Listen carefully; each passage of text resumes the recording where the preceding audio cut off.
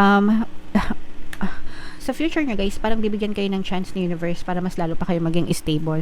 Pero parang may mga sacrifices din kayo na kailangang ibigay, no? May mga sakripisyo. And normal naman yun guys, 'di ba? Kaya nga meron tayong kasabihan na no pain, no gain, 'di ba? So kung gusto natin ng mga malalaking bagay, ng mga malalaking tagumpay sa buhay, may mga sakripisyo talaga 'yan, 'di ba? Mga sleepless nights sometimes, mga stress, worries, ganyan. Sometimes yung relationship na compensate din ganyan. So make sure na binabalanse natin, no?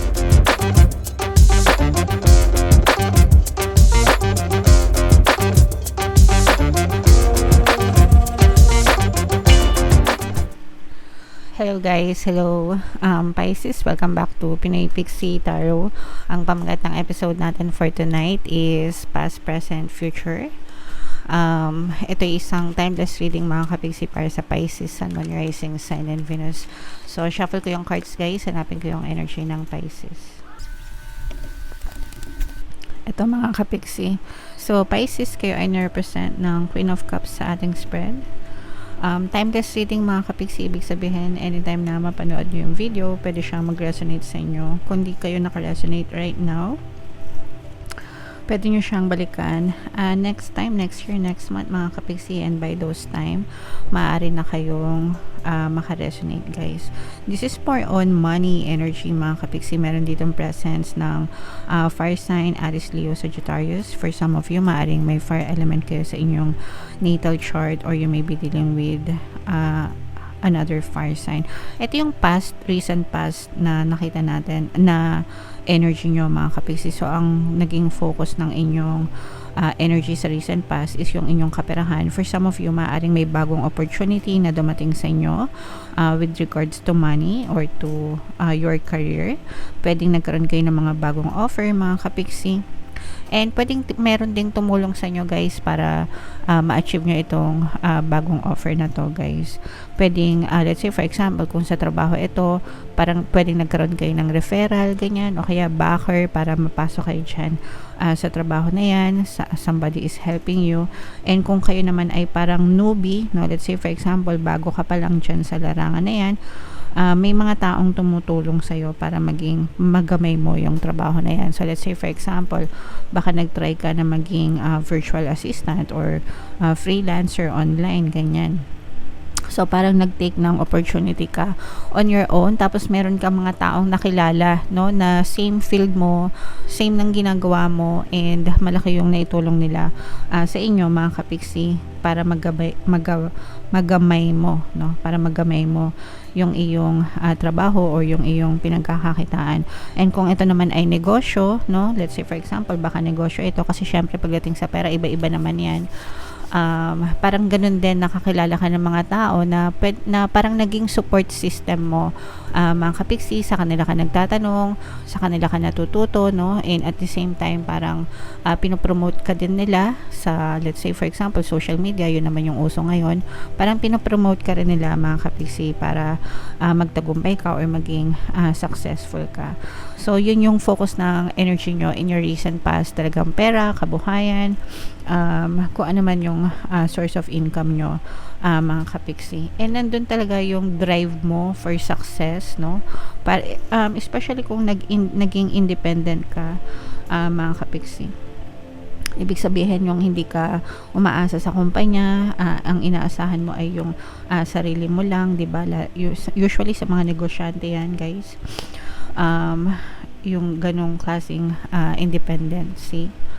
So, yeah, ganun yung nakikita natin sa inyo sa recent past. And ito naman guys, yung sa current circumstance nyo, talagang natatamasa nyo na yung tagumpay, yung success, no, when it comes to building your wealth guys. Kasi ito na guys, this is abundance of money, and this is the energy of abundance of money and success guys. Kasi kumbaga tinuloy-tuloy nyo yung ambisyon nyo, tinuloy-tuloy nyo yung pagiging masipag and masikap sa buhay nyo. In your recent past, talagang pinagtuunan nyo ng focus yung inyong money energy, kaya sa current circumstances nyo, nararamdaman nyo na yung magaan na daloy ng pera, mga kapiksi, no? Hindi na kayo masyadong stress, hindi na kayo masyadong nahihirapan. Guys, although for some of you, nakikita natin na may mga what ifs pa kayo, may mga limiting beliefs pa kayo, mga kapiksi, pero hindi na siya showstopper.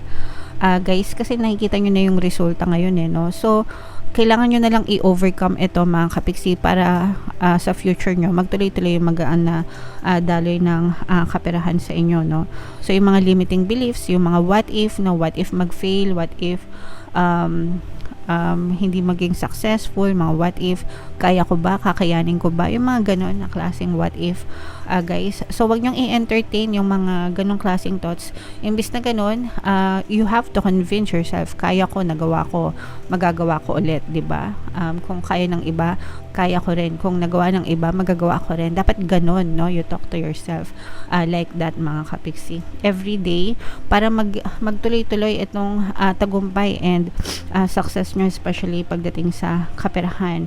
Meron tayo ditong presence ng yung pasok ng pera sa nyo, guys, is slow, steady, moving. Nagets nyo ba? Hindi siya mabilisan na malakihang pera, hindi siya bulto-bulto, pero slow siya, but moving constantly. Ibig sabihin, tuloy-tuloy. Parang guys, tubig sa gripo, di ba? Pag binuksan mo yung tubig sa gripo, tuloy-tuloy. Depende kung gaano kalakas yung tubig, but still, tuloy-tuloy pa rin siya, no? Moving, mga kapiksi. So, yun yung maganda, guys. Kaya dapat i-appreciate nyo itong mga blessings na to, itong mga money energy na to, para tuloy-tuloy pa rin siyang pumasok sa buhay nyo, mga kapiksi. Okay? So, yun yung currently meron kayo sa future. Actually, sa present nyo, no? Parang nag-iisip pa kayo na ano pa bang pwede nating gawin, or ano pa bang pwede nyong gawin when it comes to your career or pagpapalago ng buhay. So, okay lang yon na nag-explore kayo, mga kapiksi. And ingatan nyo din yung relationship nyo, guys, no?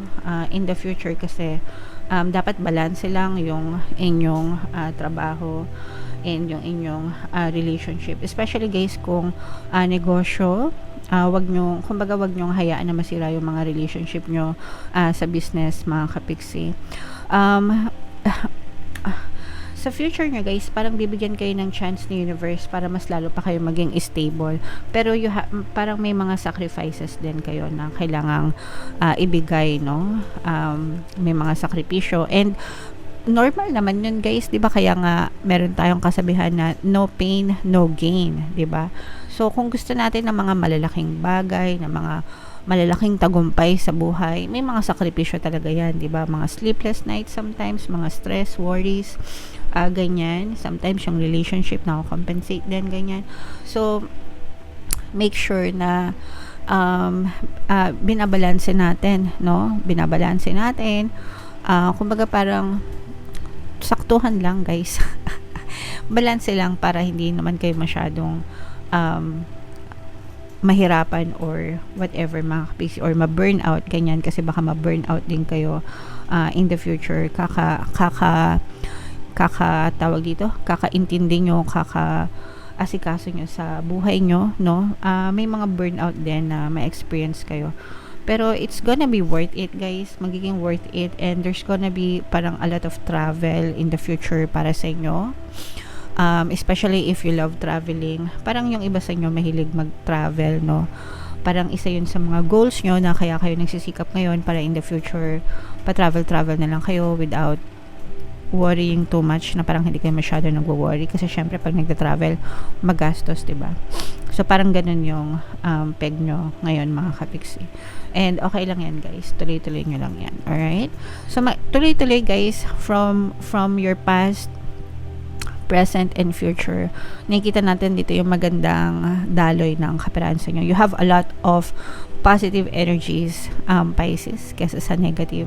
So, i-focus nyo palagi yung attention nyo sa mga positibong bagay para more positive experiences din yung inyong maranasan sa buhay nyo. And i-eliminate nyo yung mga kanagahan, yung mga limiting beliefs nyo, guys, para hindi kayo masyadong madapa. Okay?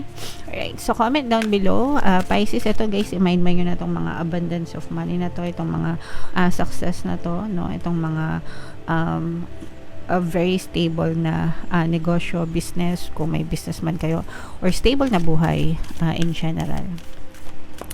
So, bunot lang tayo ng isa pa dito guys para sa additional message, no? Those you love you. Yeah, sabi ko nga guys, balance lang, no? Pati sa relationship, mga kapiksi. And yeah, mahal kayo ng mga taong mahal nyo, no? Yun yung palagi nyong iisipin. Hindi lang sa romantic department, pero sa relationship in general, mga kaibigan nyo, mga mahal nyo sa buhay, mga kapamilya nyo especially, guys. So, mahal nyo sila, mahal din nila kayo, mga kapiksi. Okay? To be beautiful in the eyes of another, simply forget they're watching. Ibig sabihin guys, ang isipin nyo lang, don't think about anything else or anybody else. Pagdating sa'yo, ikaw lang yan. Okay? How you see yourself, kung ano yung tingin mo sa sarili mo, kung anong pakiramdam mo sa sarili mo, mga kapiksi, imi-mirror lang yan pabalik sa'yo ng mga tao sa paligid mo. Ibig sabihin, kung mahal mo yung sarili mo and nire-respeto mo yung sarili mo, you will also be loved and respected by other people. Mamahalin at ire-respeto ka rin ng ibang tao kasi yun yung binibigay mo sa sarili mo. Kung ano yung tinatapan mo, yun yung babalik sa'yo, diba? So, if you give love, you receive love. If you give respect, you receive respect. If you give it to yourself, you will receive it from other people as well. Mga kapiksi, kaya importante talaga yung self-love, guys. Okay? Alright. So, yeah, comment down below, guys. Ang ganda nitong card na to. Gustong-gusto ko. Comment down below if feeling nyo naka-resonate kayo dyan sa mga messages na yan, mga kapiksi. Yung mga magaganda dito guys, i-mind nyo na sa comment section. For more tarot readings guys, ito yung playlist nyo. Ito naman yung ating success stories ng paano mag-manifest ng abundance video course. Click here to subscribe guys. Ito yung ating mga pampaswerte subliminals. Thank you for liking, sharing, and subscribing. See you again next time. I love you all mga kapiksi. Have a nice day. Bye-bye.